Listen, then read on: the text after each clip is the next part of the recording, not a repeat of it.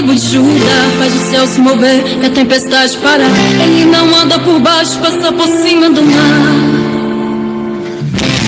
Você não vai, não traga, quando você está comigo. E agora, na Dimitri FM 93,5, é chegado o momento de aprender. EBD em Foco, com Moisés Pinto e Edivaldo Rocha.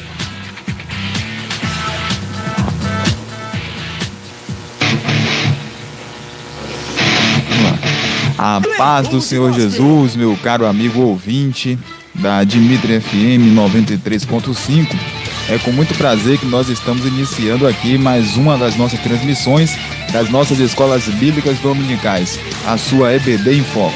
Hoje tivemos uma pequena alternativa ou alternância com relação ao nosso dia e horário da nossa EBD, mas graças a Deus estamos aqui nessa noite para podermos aprender mais um pouco a respeito da palavra de Deus. E eu quero desde já agradecer aqui aos irmãos que se encontram presentes aí, ou que já estarão sinalizando, que já estarão aí fazendo a sua participação na nossa transmissão. Curta, comenta, divulga, compartilha, interage aqui conosco. Não fique sem participar aqui nessa noite de mais uma das nossas transmissões. Meu coração está muito alegre, irmãos, por estarmos aqui mais uma vez, nesse momento tão difícil que estamos aí vivenciando, mas aprove a Deus nessa oportunidade, nessa sexta-feira à noite, de estarmos trabalhando a respeito de um tema no qual nós haveremos de falar a respeito do tema e a respeito também do título do tema. Glória a Deus, aleluia. Estamos alegres, contentes, satisfeitos. A você, caro amigo de perto, a você, caro amigo de longe, a você que nos acompanha pelas redes sociais, pela Dimitri Web, pelo canal Dimitri FM Oficial. Sinta-se abraçado. Todos vocês que se encontram sintonizados, estamos nessa corrente do bem, a corrente do propósito de aprendermos mais e mais a respeito da santa palavra de Deus. Glória a Deus, aleluia, Jesus. Obrigado, Senhor, por essa riquíssima oportunidade. Pois bem, nós estamos aqui para poder iniciar nossa lição e temos o título referente à nossa lição.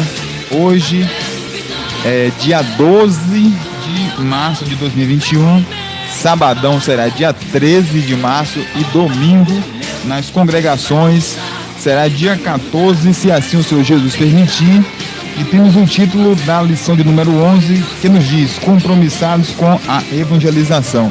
Vamos lá, estamos já em todo vapor. Vamos estar fazendo a leitura do nosso textuário.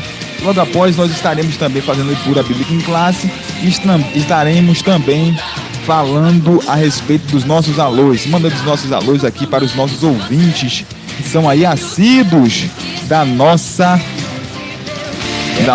EBD em Foco.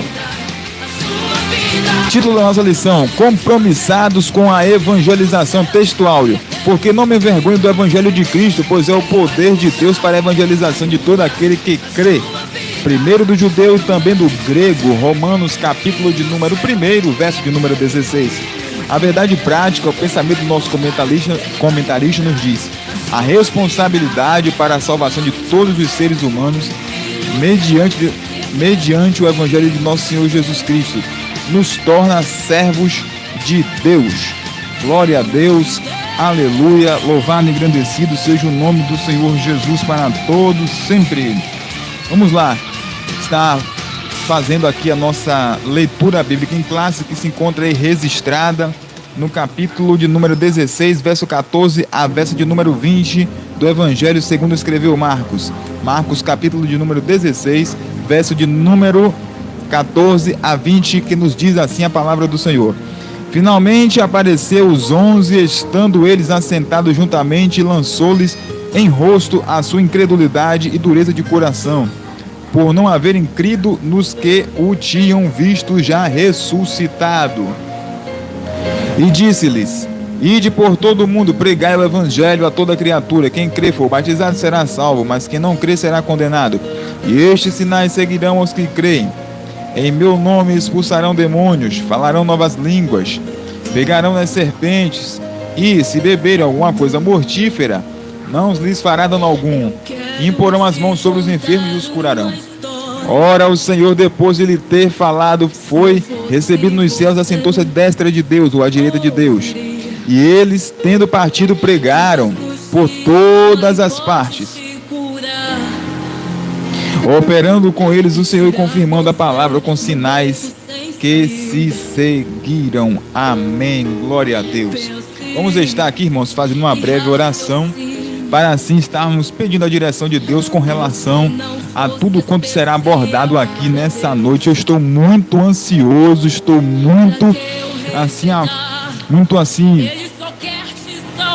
receptivo para ouvir a voz de Deus, para transmitir a voz que o Senhor desejar para os nossos corações aqui nessa noite, para a honra e glória do nome do nosso Senhor e Salvador Jesus Cristo. Amém, glória a Deus. Oremos. Altíssimo, grandioso Deus, eu quero te louvar, exaltar-te, bendizer, dizer que o Senhor é lindo, o Senhor é maravilhoso, que não há Deus semelhante a ti, ó Pai.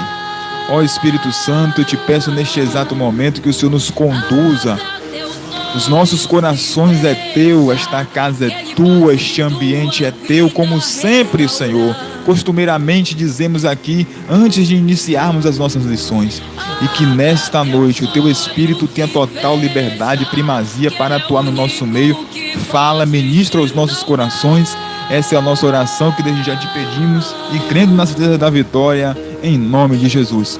Vamos lá estender aqui os nossos alôs aos nossos irmãos que nos acompanham sempre aí, a nossa irmã Ilane Silva, a nossa irmã Crispina Santos, os nossos irmãos que também acompanham aí as nossas lições, os irmãos de lá do Pinho, os irmãos do Malembá de Cima, os irmãos da congregação ADEC Areias, Javari, Ponta do Coco, Engenho de Baixo, Muribeca, aos irmãos também lá de Ponta de Quinta, aos irmãos também de Passé, de Mucunga, Conjunto Santa Cruz, aos irmãos da IURD e muitos outros irmãos até mesmo fora do país que acompanham as transmissões aqui da nossa programação da Dimitri Web Oficial, onde mais e mais pessoas a cada dia são abençoadas pelo conteúdo que é abordado e apresentado aqui.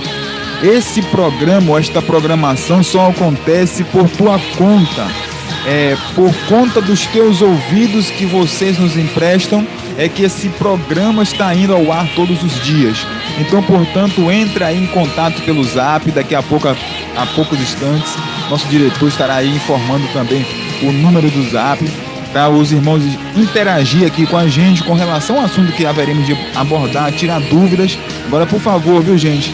Faz aquela pergunta muito difícil de responder não, que a gente fica meio que, vamos dizer assim, meio que preocupado, mas o nosso diretor aí, Genival Neves, ele pode responder, porque ele conhece a Bíblia de Gênesis e Apocalipse. Então vamos lá. Portanto, estamos aqui iniciando já a nossa lição. Já foi feita a leitura bíblica em classe, juntamente com o texto áudio, verdade e prática. Os objetivos da nossa lição, começando pelo objetivo geral. É a sequência do nosso devocional. Conscientizar a respeito do compromisso com a evangelização. Os objetivos específicos são 3, sendo que o primeiro nos diz que devemos mostrar a evangelização como uma prioridade dos pentecostais. Segundo, enfatizar que Jesus morreu para salvar todos os seres humanos. E terceiro, argumentar que o Novo Testamento destaca a obra missionária na esfera local e transcultural. Glória a Deus. Louvado e engrandecido seja o nome do nosso Senhor e Salvador Jesus Cristo. Pois bem, vamos de introdução. A introdução aqui do nosso comentarista, aonde ele vem abordar em linhas encurtadas todo o conteúdo com relação à temática da Bíblia. Sempre eu gosto de utilizar a palavra linhas encurtadas. Vamos lá. O reino de Deus cresce à medida em que os pecadores vão se convertendo ao Senhor Jesus. A igreja é a única agência do reino de Deus escolhida pelo Senhor Jesus para levar a mensagem do Evangelho a um mundo que perece por conta ou por causa do pecado. Com isso, nós estamos dando continuidade ao trabalho que Jesus começou. Isso aponta para a importância da evangelização e da obra missionária. Glória a Deus. Pois bem, o comentarista, ele faz de uma forma enfática a temática da nossa lição para entendermos as suas propostas. E ele foi muito feliz ao afirmar, dizendo que a igreja é a única agência do reino de Deus escolhida pelo Senhor Jesus para levar a mensagem do Evangelho. Pois bem, quando o Senhor Jesus, ele subiu, foi assunto aos céus, ele deixou a incumbência de um grupo determinado de pessoas darem sequência, darem continuidade à obra que ele um dia delegou. O Senhor Jesus, por sua vez, confiou essa tarefa a estas pessoas. Aí você pode até me perguntar, quem são essas pessoas? Quem foram as pessoas autorizadas a realizar a obra que o próprio Jesus um dia iniciou? Eu tenho a resposta. A agência mais poderosa da face da terra, que chama-se igreja. E para correlacionar este pensamento do comentarista com aquilo que haveremos de abordar, no tocante à introdução, eu quero dizer para os irmãos que a igreja é o braço de Deus na terra, pois tudo quanto Deus faz na terra, o faz através da igreja. Deus, ele poderia muito bem se utilizar dos seus próprios recursos para poder dar complemento e continuidade à obra que o Senhor Jesus, ele iniciou.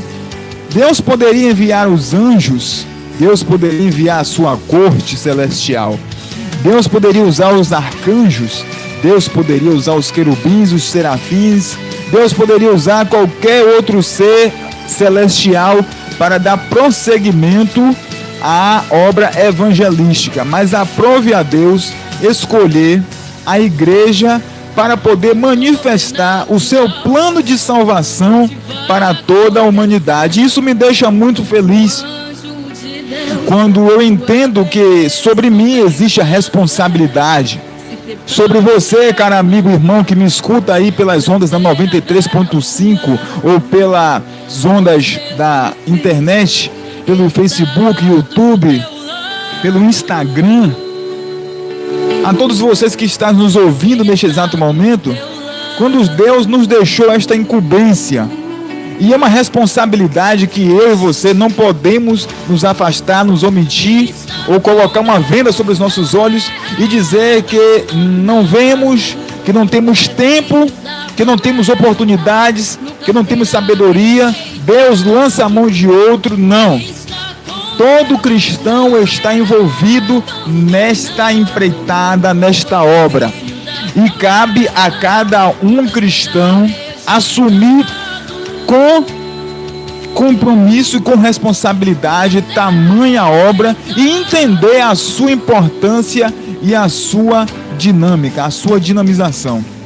Então, portanto, Deus haverá de se mover por a terra, como se moveu nos dias apostólicos, nos dias em que Pedro, Paulo, Tiago, os discípulos, a patrística, que foram aqueles homens que substituíram os apóstolos, e muitos outros servos que deram continuidade à obra do Senhor, mas o seu ministério, infelizmente, acabou. O ministério de Paulo teve início, meio, mas teve um fim. O ministério de Pedro teve início, meio, mas também teve um fim. O ministério de João teve início, teve meio, teve um fim glorioso com a revelação do Apocalipse de João, mas também teve um fim. E Deus precisa de pessoas que se disponibilizem a estar dando continuidade à sua obra. Porém, a sua obra, ela não é feita de qualquer jeito. E é o que vamos tratar com relação ao entender de que a sua obra deve ser completada, continuada, complementada. Agora, porém, existe uma maneira correta e adequada para podermos dar sequência a esta obra. A igreja é o braço de Deus na terra, pois tudo quanto Deus faz na terra, o faz através da igreja. Primeiro tópico, o comentarista, ele vai nos dizer: a evangelização como prioridade. O evangelho não é uma mensagem alternativa, trata-se de uma questão de vida ou morte. Vida para os que recebem a Jesus como seu Salvador e morte para os que os rejeitam. A divulgação das boas novas de Cristo é a tarefa de todos nós. Aí vem o primeiro subponto deste primeiro ponto. Essas palavras, ou essa palavra de um evangelho, essa palavra vem de duas palavras gregas, eu, advérbio bem, e angelia, que significa mensagem, notícias novas. Assim a palavra eugelion quer dizer boas novas, boas notícias, boas alviçareiras. É a mensagem de Cristo que salva o pecador. É o meio que Deus usa para a revelação de todo aquele que crê. Só por meio do evangelho é que o ser humano conhece. Se alguém te perguntasse o significado ou o que significa a palavra evangelho, qual na verdade seria a sua resposta? Você pode até me dizer que evangelho é a palavra de Deus. Evangelho é a vontade de Deus na terra. Evangelho é o querer do Senhor entre os homens. Eu digo de uma forma mais exemplificada, mais consistente, mais aprofundada. A palavra evangelho quer dizer boas novas ou boas notícias, sendo que essas boas notícias ela foi na verdade anunciada por Jesus Cristo, sendo que o evangelho iniciou-se na verdade por Deus, que foi o primeiro evangelista, e a primeira pessoa que ouviu o evangelho foi Abraão, capítulo 3, verso 8 do livro de Gálatas. Confiram lá para vocês verem. A primeira pessoa que escutou o evangelho foi Abraão. Boas notícias. Mas, corroborando com o pensamento do comentarista, aonde o mesmo diz que existe uma incumbência sobre um grupo determinado de pessoas que receberam essa incumbência de poder propagar o evangelho, eu gostaria de perguntar para os irmãos se alguém sabe o que está escrito no capítulo 9, verso 16 de 1 Coríntios. Vamos lá. 9, 16 de 1 aos Coríntios. Os bons de Bíblia aí, ó, que está nos acompanhando, sempre quando nós estivermos aqui, viu, irmãos, acompanha aí com a sua Bíblia do ladinho aí, caneta e papel nas mãos, para poder formalizar as suas aulas. 9:16 de 1 aos Coríntios nos diz assim, 1 aos Coríntios 9:16, porque se anuncio o evangelho, não tenho do que me gloriar, pois me é imposta esta obrigação. Ai de mim se não anunciar o evangelho. Pois bem, essa responsabilidade que o apóstolo Paulo carregava deve ser também a nossa responsabilidade, a nossa conscientização. Ai de mim se não anunciar o evangelho. E ainda tem mais. O apóstolo diz que se eu anunciar nisso, eu não me gloriarei em absolutamente nada. Não me gloriarei em absolutamente nada. Porque ele está fazendo nada mais do que a sua própria obrigação. Pois bem, já que este pensamento de Paulo deve ser o nosso pensamento, então a gente deve colocar isso em prática o mais rápido possível. Porque ai de nós se não evangelizarmos e se não anunciarmos o ID do Senhor Jesus Cristo. Devemos compreender que existe uma maneira correta para a anunciação do evangelho. Opa! devemos compreender que existe uma maneira correta para a anunciação do Evangelho, pois o anúncio do Evangelho não consiste em palavras condenatórias ou de juízo. Quantas vezes, irmãos, você já ouviu alguém falar palavras do tipo: se você não aceitar Jesus hoje, você vai para o inferno. Se você não aceitar Jesus hoje, possa ser que seja o último dia da sua vida. Se você não aceitar Jesus hoje, infelizmente, pode ser que você sofra um acidente e infelizmente você parta dessa para uma pior. Sabe-se lá o que pode acontecer. Eu já ouvi muitas e muitas outras dessas pregações que quem pensa que está trazendo esse tipo de mensagem, pensa que está trazendo um despertamento, pensa que está trazendo uma espécie de conscientização, de um certo temor no coração do ouvinte, uma espécie de comprometimento em deixar as coisas erradas e começar a realizar algo correto. Não! Eu quero dizer que esse tipo de comportamento é diferente da proposta que o próprio Jesus nos ensinou. Quando foi dado a Jesus o livro do profeta Isaías para ler no templo, na sinagoga, o mestre Senhor Jesus chegou até aos ouvintes e leu aquilo que está escrito no capítulo 61 do livro do profeta Isaías. Jesus chegou e disse mais ou menos assim: o Espírito do Senhor está sobre mim, porque Ele me ungiu para dar vista aos cegos, para soltar a língua dos mudos, para colocar os aprisionados em liberdade e fazer com que o ano aceitável do Senhor venha a ser cumprido. Algo assim parecido, algo assim, vamos dizer que correlacionado. Jesus aí ele para e diz que cumpriu-se as Escrituras. No contexto desta passagem, Jesus somente se limita a estes pequenos versos. Ele não dá continuidade, não dá prosseguimento, e aonde nós vamos ver que palavras de juízo e palavras de condenação e de justiça vai, na verdade, ser proposta nesta mesma passagem, mas ele somente se limita ali. Jesus está nos dando um exemplo de como evangelizar e como se portar. Porque a gente tem ouvido muita gente dizer aí que tem o ministério de João Batista, raça de víboras. Quem vos ensinou a fugir da ira do Senhor? Será que esse é o modelo mais apreciável, mais proposto?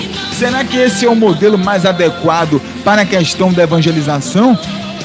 Deus, ele deu a incumbência à igreja de poder evangelizar, de anunciar as boas novas, mas também ele deu a maneira correta de poder exercer e de poder fazer com que a obra venha a ser cumprida. E não é ameaçando, criticando, expondo escândalos, colocando a vida pessoal de pessoas, e muitas das vezes até pessoas até sabem de casos correlacionados à vida de alguém e vem expor isso a público. Talvez essa não seja a maneira mais correta, talvez essa não seja a maneira mais adequada a poder se evangelizar, para poder se pregar o evangelho de Jesus. Jesus, ele sempre tinha uma palavra dócil, uma palavra mansa. Você pode até me dizer, mas o Senhor Jesus também era ríspido a entregar a mensagem. Eu sei que Jesus era ríspido, mas com quem ele era ríspido? Era com os crentes da época, os fariseus, os saduceus, os escribas, aqueles que faziam oposições à palavra e à obra de Deus. Esse sim, Jesus era ríspido, era contundente, era alguém que se colocava em oposição, mas para as pessoas que recebiam, comunidades carentes. Olha o exemplo da mulher samaritana, onde Jesus chega ali com sede, próximo ao poço de Jacó. Olha o paralítico do tanque Betesda. Onde era o leproso? Onde ele diz: queres ficar são?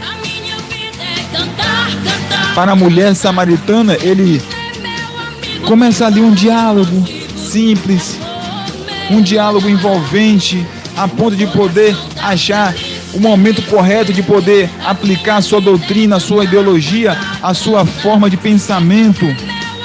Jesus nos deu o exemplo de como evangelizar. Agora tem muita gente aí que ao ar livre, em uma caixa de som, onde se tem a oportunidade de poder falar do amor de Deus, está dizendo lá: eu te repreendo, tranca-rua, eu te repreendo, pombagira, eu te repreendo, demônio, e tantos outros nomes de entidades que se pronunciam durante um culto evangelístico. Gente, pelo amor de Deus, a todos quantos me ouvem aqui pela programação da 93.5, é necessário que a igreja evangelize? Sim, é necessário que a igreja se porte também com responsabilidade, com consciência de que a obra de Deus não deve ser feita da maneira inadequada ou incorreta. Existe, na verdade, um posicionamento para a ação da igreja no tocante à evangelização. E o tocante da evangelização, no tocante à evangelização, é pregar o evangelho com doçura, com suavidade, com palavras atrativas para atrair o pecador, não lançar o mar de pecados que o mesmo já tem cometido, ou lançar palavras condenatórias, mas dizer para todos os ouvintes que ouvem a palavra de Deus: é chegado a vós o reino de Deus, é chegado para você o perdão dos pecados. Deus quer te dar uma nova oportunidade, Deus quer te dar uma nova vida. Ele quer mudar o seu conceito, Ele quer te tirar do vício, Ele quer te empregar, Ele quer te abençoar, Ele quer te dar uma família, Ele quer te tornar próspero, Ele quer te curar, Ele quer te salvar, mas principalmente Ele quer te levar para morar nos céus. Ele quer que você adquira todas as riquezas da sua glória. Ele quer que você se torne participante da sua natureza. Ele quer que você se torne um discípulo. Essas são as palavras que devemos utilizar em um culto evangelístico e durante a nossa empreitada, que é de levar a palavra de Deus. Jesus disse: a seara é grande, é muito grande, é ampla, é vasta, é enorme, é imensa, é gigantesca, alcança até os confins da terra. Ide por todo mundo e pregai o evangelho a toda criatura. E isso não é uma tarefa fácil, isso é uma tarefa muito difícil, custosa, mas muito custosa mesmo. Mas também é uma tarefa que deve ser feita com conscientização daquilo que estamos fazendo. E a conscientização de estarmos fazendo é fazermos ela da maneira correta. E qual é a maneira correta de falar ou de fazer a obra de Deus? É pregar o evangelho de Jesus com amor e com unção, e não com ódio no coração. Pois bem, vamos lá para o próximo ponto, que nos diz, segundo ponto do nosso primeiro ponto: o único Salvador do mundo. O evangelho são as boas novas que falam do reino de Deus, da salvação e do perdão dos pecados na pessoa do nosso Senhor Jesus Cristo. É o evangelho da graça de Deus. As Escrituras nos ensinam que todos os seres humanos são pecadores e precisam se reconciliar com Deus. Não existe um meio de salvação sem Jesus. Ele mesmo disse: ninguém vai ao Pai senão por mim. E também afirmou: o campo é o mundo. A pregação do Evangelho é a única necessidade imperiosa, porque não existe salvação sem Jesus. E o campo é o mundo, e isso nos mostra a grande responsabilidade da evangelização local e mundial. Vamos tentar aqui, irmãos, fazer mais uma vez as linhas correlacionadas a esse pensamento, para a gente entender a proposta do comentarista quando ele disse no tocante a o único Salvador. O único Salvador. Se existe um único Salvador, existe também o caminho da salvação. E eu fiz aqui uma linha para a gente entender que a salvação não é baseada numa filosofia, mas sim numa pessoa. Capítulo 14, verso de número 6 do Evangelho de João. Nós bem sabemos, irmãos, que o mundo, desde os seus primórdios, pensamentos e filósofos norteiam não somente o caráter, mas a forma de agir de muitas pessoas. Inclusive até parâmetros da sociedade são alicerçados em pensamentos de filósofos, pensamentos filosóficos. Existem filósofos aí que dizem que pensam, logo assim que eu penso, logo eu existo. Muitas outras doutrinas ou filosofias foram ensinadas por esses homens, porém nenhum tipo de filosofia ou pensamento pode garantir a salvação de um homem.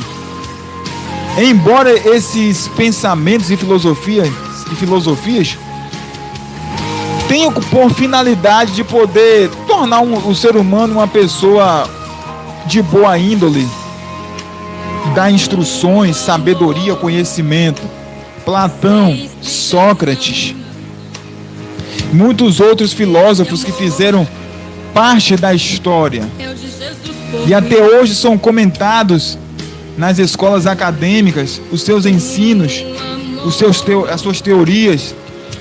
Porém, Jesus, ele vem também com a sua teoria, mas não quero também afirmar que os ensinamentos de Jesus se limitem somente à teoria. Pois os ensinamentos de Jesus, eles são espírito e são vida. Os ensinamentos de Jesus conduzem o homem para a vida eterna. Enquanto o pensamento dos filósofos só tem por mente a finalidade de basear uma sociedade em princípios e valores, os ensinos de Jesus têm por finalidade levar o homem à santificação para aproximar este homem corrupto, caído na concupiscência, até mesmo do seu próprio pecado, do seu estado vil, fazê-lo se conscientizar deste caminho e tornar dessa pessoa uma nova criatura, coisa que a filosofia não tem essa capacidade.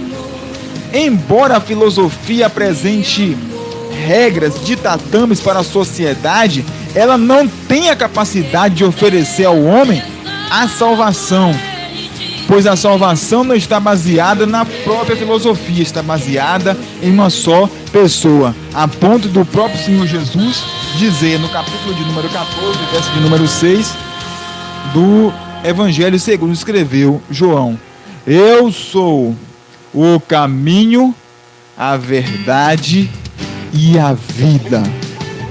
Eu vou repetir porque eu amo muito esse versículo. Eu sou o caminho, a verdade e a vida, e ninguém vai ao Pai a não ser por mim. Então a salvação, ela é baseada e está alicerçada e fundamentada numa pessoa, e esta pessoa é a pessoa do Senhor e Salvador Jesus Cristo. Terceiro subponto deste primeiro ponto nos diz uma agência legítima. O comentarista vai nos dizer: o Senhor Jesus constituiu a igreja como única agência do reino de Deus na terra, encarregada de anunciar essas boas novas de salvação. É necessário, pois, a mobilização de toda a igreja para que essas metas sejam alcançadas. Cada crente nos dias apostólicos era um próspero ganhador de almas. Opa, peraí, eu disse uma coisa aqui interessante, olha. Cada crente dos dias apostólicos era um próspero ganhador de almas. Devemos seguir o modelo. Devemos seguir o modelo. Devemos seguir o modelo. Devemos seguir o modelo. Jesus foi enviado ao mundo para suprir as necessidades, as nossas necessidades. Isso é feito mediante o Evangelho. Devemos, portanto, agir como o apóstolo Paulo. Pois bem, eu gostaria da máxima atenção dos irmãos, a todos quantos nos ouvem a partir desse momento. Quero dizer uma coisa aqui para vocês, viu? O que o comentarista quis dizer isso com relação a uma agência legítima? Ele foi extremamente feliz, poderosamente usado no tocante à exposição desse tópico, pois ele diz que cada cristão dos dias apostólicos era um próspero ganhador de almas. Vamos lá. Eu tenho que parar, analisar e falar isso aqui, porque isso aqui é um resumo do que a gente tem dito desde o ano passado, e eu vou dizer isso quantas vezes for necessário, a fim de que todos quantos me ouvem sejam, na verdade, iluminados e deixar de ser enganados por pessoas que vivem dizendo que a igreja, ela é, infelizmente, uma igreja anêmica e que nem se compara ao dia da igreja primitiva. Vamos lá, eu vou falar devagarzinho para a gente entender a proposta do comentarista. Um pentecostal que não ganha almas pode ser considerado verdadeiramente pentecostal? Uma pergunta. Um pentecostal que não ganha almas pode ser considerado verdadeiramente pentecostal? Com esse pensamento aqui do comentarista, eu acho que podemos afirmar que não, pois todo cristão primitivo era um próspero ganhador de almas. Aí deixa eu fazer aqui uma pergunta para vocês. Qual foi o último dia em que a gente ganhou uma alma? Eu vou te dar 10 segundos, fazer mais uma pergunta de novo. Qual foi o último dia em que a gente conseguiu ganhar uma alma?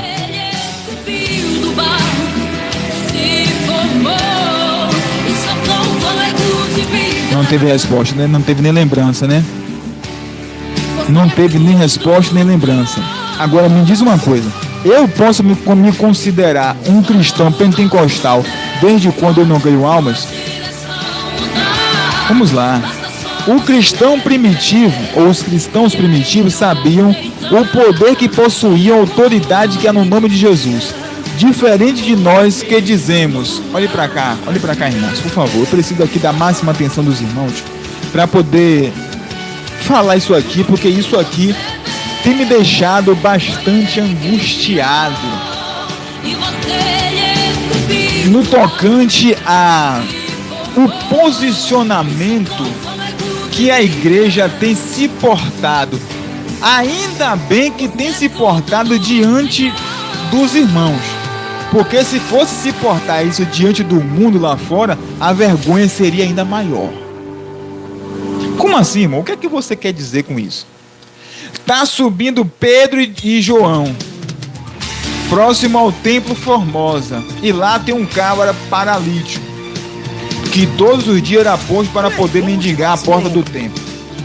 Pedro olha para ele e diz mais ou menos assim: olha para nós. Diferente da gente quando toma o microfone e diz: não olhe para mim.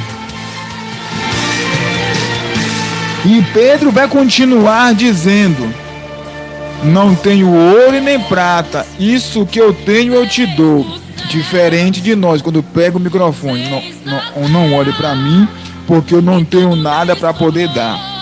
Olha só o posicionamento que a gente está tendo, ainda bem que é diante da igreja. Porque se a gente for fazer esse papel diante das pessoas que estão lá fora, a vergonha ainda vai ser pior. Pedro diz: olha para mim, porque isso que eu tenho eu te dou. A igreja diz: não olhe para mim, porque eu não tenho nada para dar. Infelizmente, muitos cobram ganho de almas de dirigentes, de pastores, da liderança, dos obreiros, sendo que cada um em particular deve ser um próspero ganhador de almas. Deixa eu te perguntar aqui mais uma vez, para você que vive dizendo que a igreja é fraca, que a igreja é morta, que a igreja é opaca, que a igreja não tem poder, que os irmãos agora estão tudo afastado, que a igreja só vive de mal um com o outro, e sabe-se lá qual é vamos dizer assim, a referência que tira-se e coloca-se na igreja para diminuir, tirar o brilho dela, dizer que ela é fraca, que ela não tem mais o mesmo poder que tinha nos dias dos apóstolos, dos discípulos de Jesus. Deixa eu te perguntar uma coisa, abençoado: qual foi o último dia que tu ganhou uma alma? Porque a questão aqui que a gente está querendo trazer, conscientizar os irmãos, é que cada cristão deve se enganjar nessa obra e ganhar sua alma em particular. Se o pastor não tem tempo de evangelizar, ou se ele não quer evangelizar, ou se não convoca a igreja para evangelizar, faça a tua parte. Faça a tua parte que cabe, o id que cabe a tua parte. Mude o seu conceito e mude a sua visão. Deixa eu te dizer uma coisa.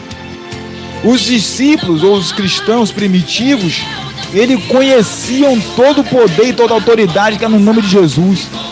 Eles sabiam que quando orasse pelo enfermo, ou que quando ele pregasse a palavra de Deus, algo haveria de acontecer. Ou o doente ia ser curado, ou ia ter nada, 3.000 almas para poder se converter.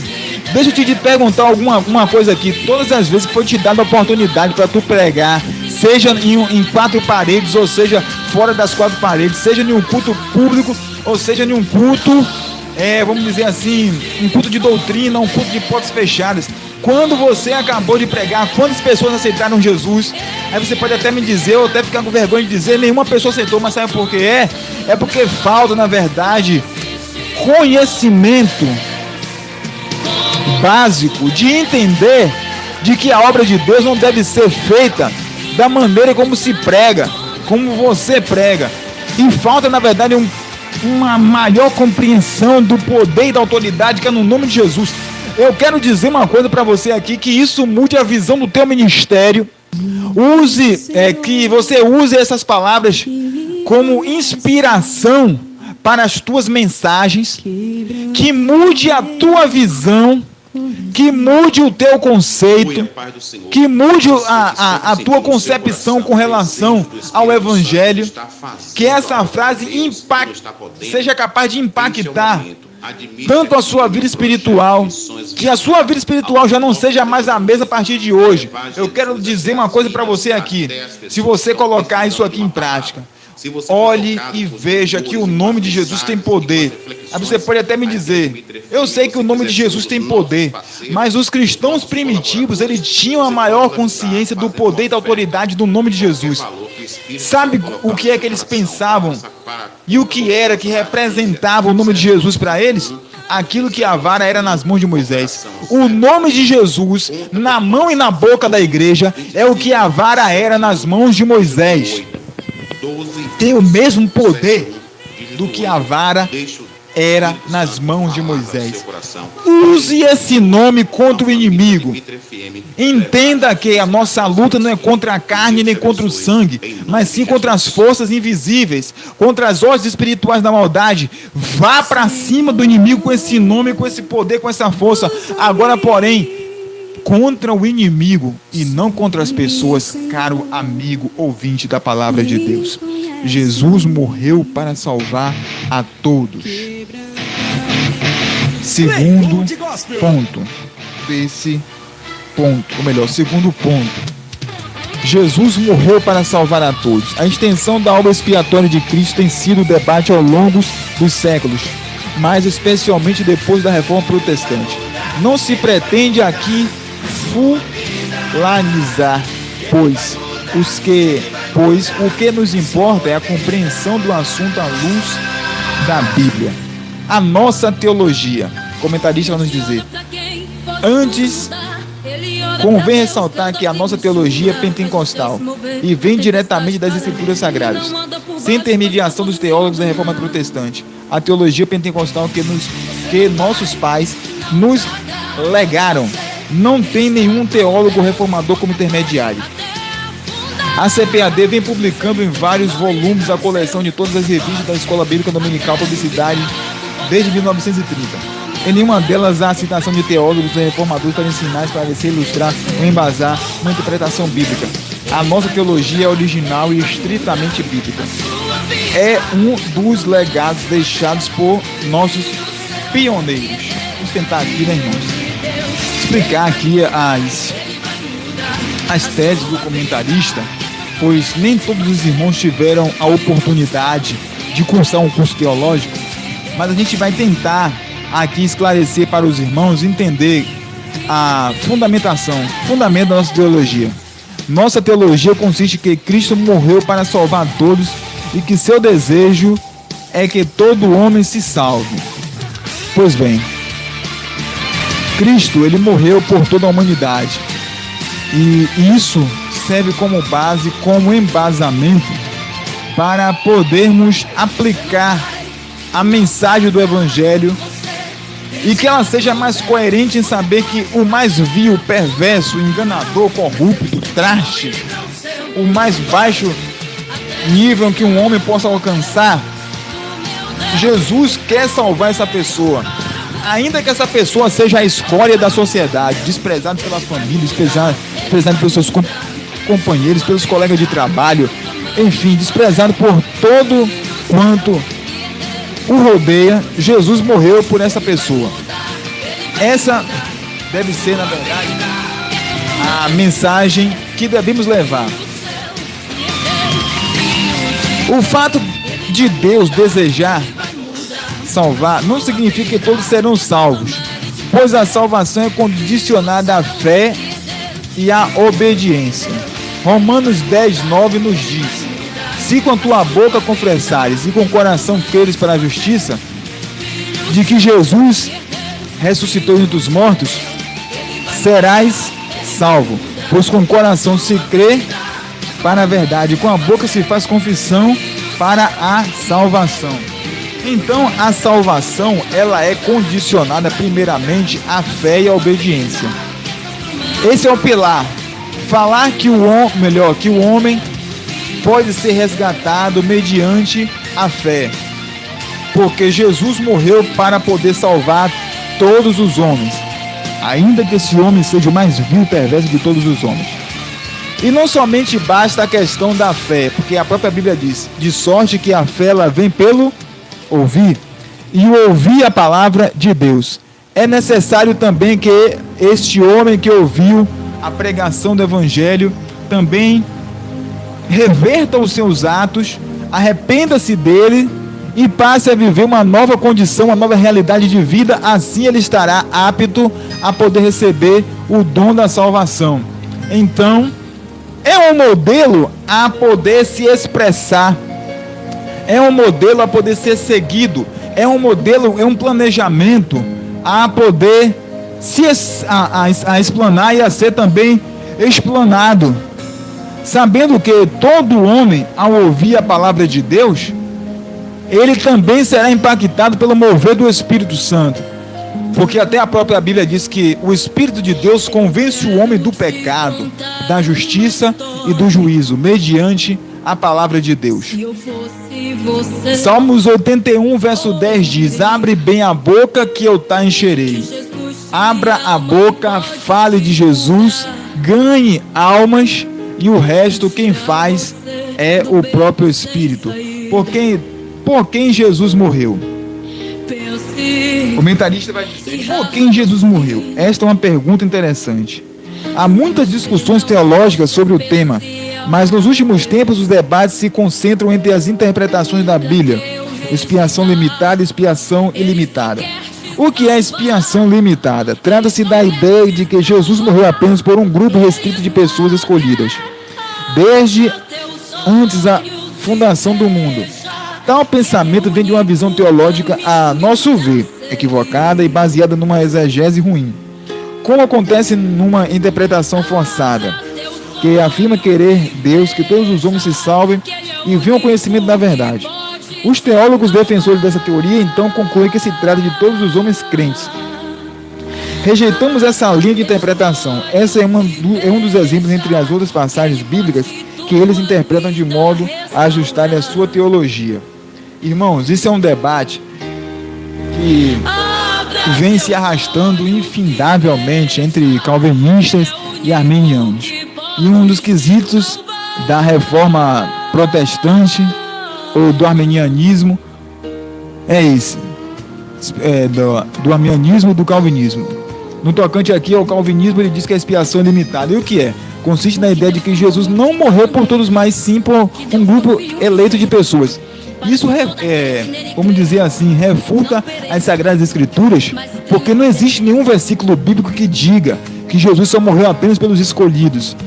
Não tem nenhum versículo bíblico que diga que Jesus, ele somente morreu pela igreja.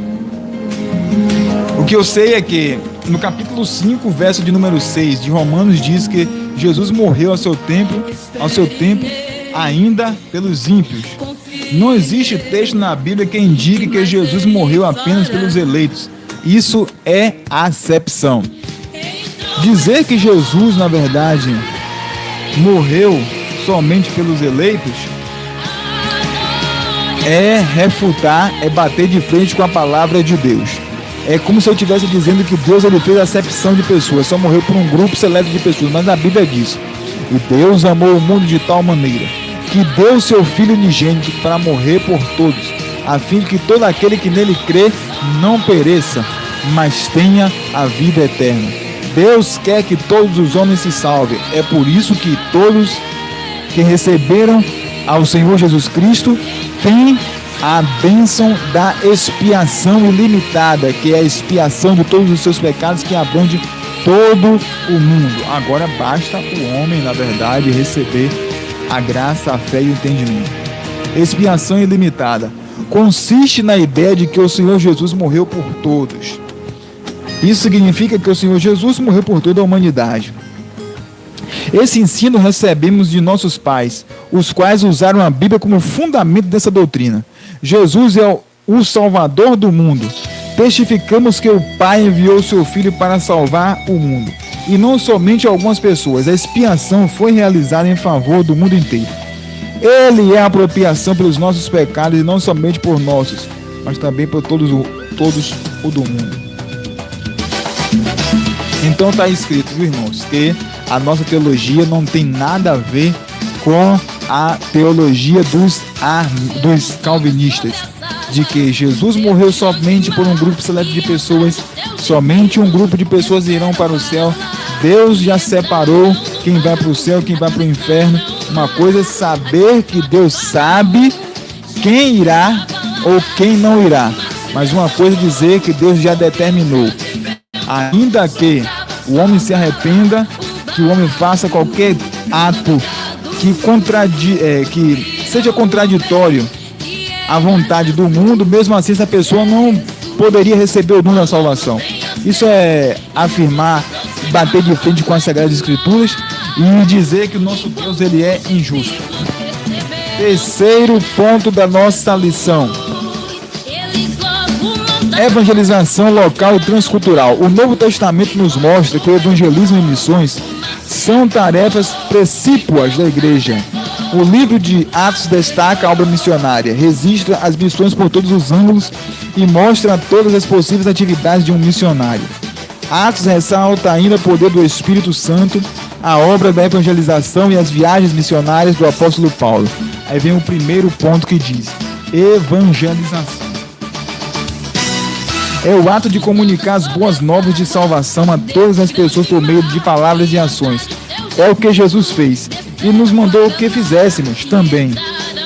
Isso significa testemunhar com ousadia a ressurreição de Jesus pelo poder do Espírito Santo. Geralmente uma ação acompanhada de boas obras sociais, acompanhadas das obras sociais. Pois bem, vamos tentar aqui, irmãos, mais uma vez, harmonizar aquilo que o comentarista propõe com a nossa linha de raciocínio e explanar para os irmãos de uma forma mais compreensível. Evangelizar é levar as boas novas de salvação para aqueles que também são considerados a escória da sociedade. Quem não se lembra, irmãos, no capítulo 5, verso de número 21 do livro de Marcos, aonde o Senhor Jesus ele vai atravessar com os discípulos e chegar do outro lado da margem de uma cidade chamada Gadara. E o interessante é que Jesus não vai procurar os centros da cidade para poder ministrar a libertação, a cura, a palavra de Deus, pregoar o evangelho. Ele não vai procurar multidões. Isso me chama muito a atenção. Jesus ele vai procurar um cemitério, porque ele sabia que ali tinha uma vida que precisava de libertação. O endemoniado gadareno. Aquele homem era rejeitado, mas bastante rejeitado. Era uma fera, uma besta fera, que era acorrentado, quebrava as correntes. Mas Jesus viu que precisava de libertar aquele sujeito, e logo após a libertação daquele que também pediu, manifestou o desejo de poder acompanhar Jesus para seguir nessa carreira de evangelizador, Jesus o envia agora para uma outra cidade, para mais 10 cidades, para Decápolis. Então, eu posso entender uma coisa. Jesus, para poder libertar alguém, ele não olha a condição social, não se importa se a pessoa fala bem, se fala mal, se veste bem, se veste mal, se é culto, se é leigo, se é pobre, se é rico, se é gordo, se é magro. O que ele quer é salvar. O evangelho também é acompanhado de obras sociais. Desta maneira anunciamos com efetividade. O evangelho é todo para o homem todo em todo tempo. Vou repetir. O evangelho é todo para o homem todo em todo tempo, pois Deus trata o homem em sua integralidade. Tiago vai dizer que se dissermos para o irmão, vá em paz, e não lhes der as condições necessárias para a manutenção da sua vida, infelizmente não terá tamanha efetividade a nossa mensagem.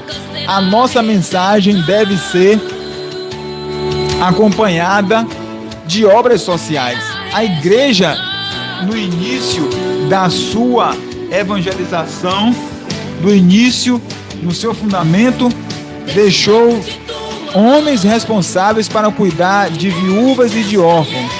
Hoje eu louvo a Deus pela grande, vasta comunidade da fé que realizam obras sociais a ponto de poder até em lugares semiáridos, aonde o poder público seria ou é responsável para poder trazer saneamento básico, água tratada para determinada comunidade.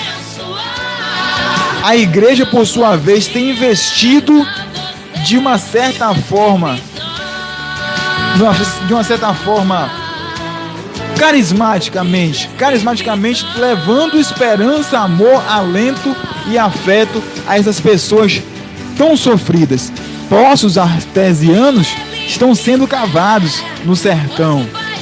A igreja hoje, elas arrecadam, principalmente nessa questão do tocante à pandemia, obras sociais têm sido levadas, cestas básicas, roupas, alimentos estão sendo distribuídos, porque a igreja nunca deixou, irmãos, de poder evangelizar. A igreja nunca deixou de acompanhar a sociedade no seu sofrimento. Existem pessoas aí que doaram máscaras, empresas doaram álcool gel, que essas empresas, na verdade, são empresas de homens que são tementes a Deus. Pessoas que foram abençoadas por pessoas que têm a conscientização de que o Evangelho de Jesus é para poder não somente suprir as necessidades espirituais, mas também as necessidades básicas e físicas do homem. O Evangelho só será, na verdade, cumprido na sua integralidade desde quando for acompanhado de obras sociais. As missões. O comentarista vai nos dizer, estamos já chegando aqui ao nosso final da nossa lição, que nos diz, a respeito das missões. O que é o trabalho do missionário? O trabalho do missionário é a evangelização entre as pessoas de cultura diferente da nossa. É a mesma mensagem. É necessário ajustar e adaptar as estratégias conforme o costume de cada povo ou grupo étnico. Veja como Paulo introduz a sua pregação na sinagoga da Antioquia, da Psídia, para anunciar Jesus. E compare com o discurso no Areópago em Atenas. O cristianismo não tem o objetivo de padronizar o mundo e nem de destruir as culturas. Sua mensagem, porém, é universal. Irmãos, as missões, por sua vez, elas é um trabalho que é realizado não somente na comunidade local. Jesus disse, ou melhor, a palavra de Deus nos diz que nós devemos pregar em tempo e em fora de tempo. Jesus disse, pregai em Jerusalém, na Judéia, em Samaria e até os confins da terra. E tudo deve ser isso feito em todo o tempo. Ele não diz primeiro pregue em Jerusalém, depois pregue em Samaria, depois pregue na Judéia e depois vá aos confins da terra. Tudo isso deve ser feito ao mesmo tempo. A missão é o complemento do prosseguimento da obra que Jesus nos comissionou a transpor as fronteiras. Paulo, no capítulo 16, verso de número 9 do livro de Atos, ele vai ter uma visão aonde um varão acena para ele, está orando. Quando Paulo tem aquela visão, a pessoa diz: passa-nos a Macedônia e ajuda-nos. Missão vai a muito mais além do que a comunidade local. Essa rádio é uma rádio evangelística, pois as ondas da Dimitri FM estão ultrapassando as fronteiras. Pessoas de outras cidades, regiões circunvizinhas, pessoas de outros estados, pessoas até de outros países estão ouvindo a nossa programação. Glória a Deus por isso. Estamos felizes, alegres e satisfeitos por essa programação. Mas o mais intrigante é saber que o trabalho de um missionário para uma cultura local não quer dizer que quando chegaremos, ou se um missionário for enviado para um determinado lugar, que a cultura daquele lugar será abolida e será sufocada pela presença do Evangelho. Não. A cultura será mantida mediante a pregação do Evangelho. Por exemplo, existe um país aonde as pessoas, no momento de poder se ofertar, eles plantam bananeiras, eles gritam, eles chacoalham para um lado e para o outro. É uma maneira de poder se cultuar, expressar-se a Deus. Mas isso, com a mensagem do Evangelho, não foi retirada essa alegria, não foi padronizada. Por exemplo, quando nós temos aqui o nosso momento de ofertório, o que é que acontece? Um obreiro se levanta lá do ministério e vem com a salva para poder recolher as ofertas, não é isso? Porém, em uma outra cultura, esse trabalho é feito de maneira diferente. As pessoas se levantam e vão até ao gasofilácio, ou vai até a salva, ou vai até o determinado próximo altar, determinado ponto do altar, e lá põe a sua oferta. Então o Evangelho, por sua feita, não tem a finalidade de poder acabar, extinguir, sufocar a doutrina, ou a cultura daquele local. O Evangelho tem a capacidade de conformidade, andar em conformidade. Mas para isso é preciso preparar o missionário para quando chegar lá naquele local, ele não ter dificuldades em expressar a linguagem da cultura local e de lá ser rejeitado ou até ignorado ou até mesmo expulso porque não soube harmonizar a cultura local com a realidade do Evangelho. Como pregaríamos para os índios a passagem que diz, uma pessoa que nunca teve contato com padarias ou com pão? Jesus diz assim: eu sou o pão que desceu do céu. O cara nunca viu um pão na vida. E agora, como é que vai fazer para poder fazer essa realidade? A gente tem que se adequar à realidade daquela comunidade local para poder levar a mensagem do Evangelho, a fim de que aquela mensagem chegue com êxito e chegue com a proposta adequada e que seja aceita de coração aberto. Mas isso precisa de muita sabedoria. Irmãos, chegamos ao final dessa programação. Nós estaremos agora fazendo a leitura do terceiro e último ponto. Aproxime-se nosso caro amigo irmão Genival Neves para estar aqui fazendo a oração final da nossa lição. Estamos no terceiro e último ponto da nossa lição. O desafio hoje. Jesus disse: o campo é o mundo. Ele não disse que o campo é Jerusalém, nem a Judeia, nem Roma, nem minha cidade e a tua. Jesus não disse para primeiro pregar em Jerusalém, depois na Judeia, depois em Samaria, depois ser testemunha até os confins da terra, mas mandou pregar tanto em Jerusalém como em toda a Judeia, Samaria e até os confins da terra. O desafio de hoje Qual na verdade será, irmãos, ou seria, ou qual na verdade é o nosso desafio de hoje com relação à obra missionária? Primeiramente é achar quem vá. É difícil, na verdade, achar pessoas que estejam dispostas a poder evangelizar e transpor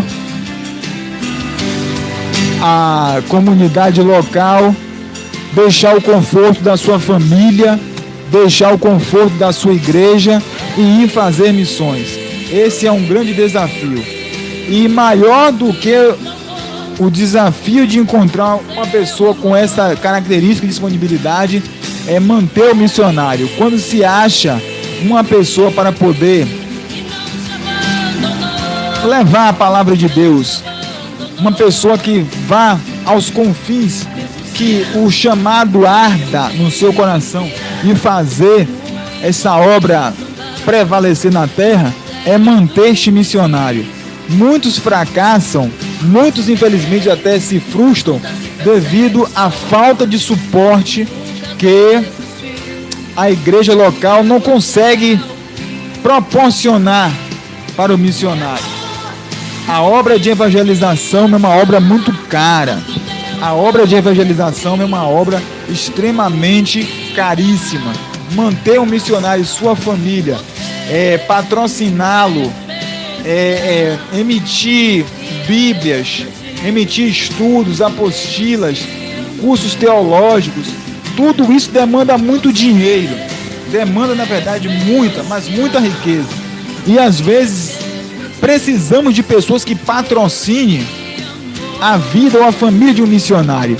Mas infelizmente temos pessoas que não se despertaram para essa realidade, para essa condição, e que acham que isso é responsabilidade somente do ministério. Isso também não é somente responsabilidade do ministério, é responsabilidade minha e sua, no qual nós devemos manter o caro amigo missionário. Missões se faz de 3 formas: com os pés dos que vão, com os joelhos dos que oram e também com a mão daqueles que contribuem. Amém, glória a Deus. Chegamos ao final de mais uma das nossas lições. Eu espero, irmãos, que todo o conteúdo que foi aqui apresentado, todo o conteúdo que foi aqui dito, tudo aquilo que foi apresentado sirva de embasamento para as tuas aulas, para a tua vida espiritual, sirva de embasamento para todos quantos estavam aqui nos acompanhando. Eu acredito, para a honra e glória do nosso Senhor e Salvador Jesus Cristo, que tudo quanto foi dito aqui nessa noite serviu, na verdade, como um alicerce para a tua vida espiritual, uma nova visão. Eu oro a Deus que seja aberta para a tua vida e que essa visão mude o teu ministério, mude a tua visão de ver a igreja, a obra evangelística, mude a tua visão com relação ao discipulado, mude a tua visão com relação de como você vê o ministério, os homens de Deus. E também mude a tua visão também em ajudar a rádio, que também é parceira da obra de evangelização. Como eu disse há pouco aqui instantes, nós, como dissemos aqui há poucos instantes, irmãos, a obra evangelística, ela demanda mais muitos recursos. E existe até um certo pastor que diz nas suas redes sociais, um homem renomado, bastante conhecido dos irmãos, que diz que não vai descer anjo do céu para poder pagar os custos de uma obra missionária. E como eu disse há poucos instantes, que missão se faz de 3 formas: primeiramente com os pés dos que vão, com os joelhos dos que oram e com as mãos daqueles que contribuem. A obra evangelística requer muito, mas muito dinheiro. Mas, irmão, eu não tenho condição de poder dar 100 reais. E se você conseguir dar 50 reais, é aceitável. Irmão, não tenho condição de poder contribuir com 50 reais. Eu só posso dar 20 reais. Procure uma agência. Qual é essa agência aqui mesmo, meu querido? Caixa Econômica Federal. Eu também senti de Deus de poder ajudar essa obra evangelística, a Dimitri FM. E por ser tocado, sentido por Deus, ou vou me comprometer daqui por diante em poder abraçar essa causa para mim. Então vou te dar aqui o número da agência, da operação e da conta poupança para a gente poder abraçar essa causa.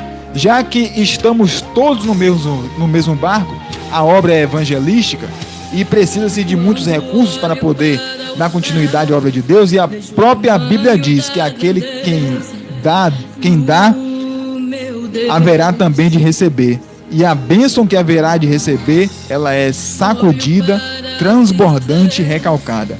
Dai e vos será dado, boa medida, transbordante, sacudida e recalcada vos deitarão no vosso regaço. A maior ou o maior investimento que se pode fazer em uma vida é por intermédio do reino de Deus. Alcançando o reino de Deus, investindo no reino de Deus, você estará alcançando vidas. E o maior investimento que se faz é na vida de um ser humano. Irmão, eu gostaria de poder contribuir. O senhor poderia me dizer, na verdade, como eu posso efetuar esse pagamento ou esse depósito? Lá vai aí, caneta e papel nas mãos. Eu vou te dizer o número da agência, da Caixa Econômica, 0951, agência 0951, agência 0951, operação 013, operação 013, operação 013. Conta poupança 122571, dígito 8. Conta poupança 122571, dígito 8. Conta poupança 122571, dígito 8. E os demais irmãos que sentirem também de Deus de poder contribuir com essa obra, sinta-se à vontade. Quem abre a mão para Deus, Deus abre a sua mão para ele. Deus abençoe. Então nos resta agora fazer a oração final e agradecemos a Deus por esse momento que desfrutamos, esse momento único, ímpar e singular, no qual aprendemos mais e mais a respeito da palavra de Deus. Oremos. Altíssimo, grandioso Deus, eu quero te louvar, te exaltar e te bendizer. Espírito Santo, que o Senhor nessa noite levante homens e mulheres com desejo de poder fazer a tua obra, Pai. O desafio é grande. A tua palavra diz que a seara é enorme, Senhor. Ela atinge até os confins da terra. A seara é enorme e poucos são os ceifeiros. Meu Deus, que o Senhor desperte pessoas para poder estar enganjadas, Senhor, nesta obra. A obra de ganhar o Brasil para Jesus, de ganhar o mundo para o Senhor Jesus Cristo. Pai, sabemos que o inimigo, o adversário, ele fará oposição.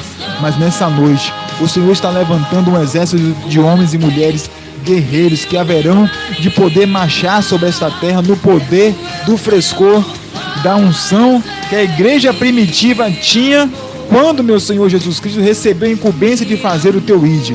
Pai, derrama uma nova unção sobre as nossas vidas, a fim de que o mundo saiba que Jesus Cristo ressuscitou dentre os mortos e está vivo e reina para todo sempre. Espírito de Deus, que o Senhor venha sobre as nossas vidas de uma maneira tal que o Senhor nos encha a ponto de transbordarmos, a fim de que aquele mais incrédulo, mais vil, mais perverso dos homens seja tocados, meu Pai, pela unção e pelo poder e pela autoridade que é no teu nome, Senhor, à medida em que o Senhor, meu Pai, nos ajudar e nos cooperar nessa obra tão difícil e tão árdua que é a obra da evangelização. Espírito de Deus, nos capacita, nos orienta e nos dá uma boa noite no nome do Senhor Jesus Cristo. Amém, graças a Deus. Jesus por mim.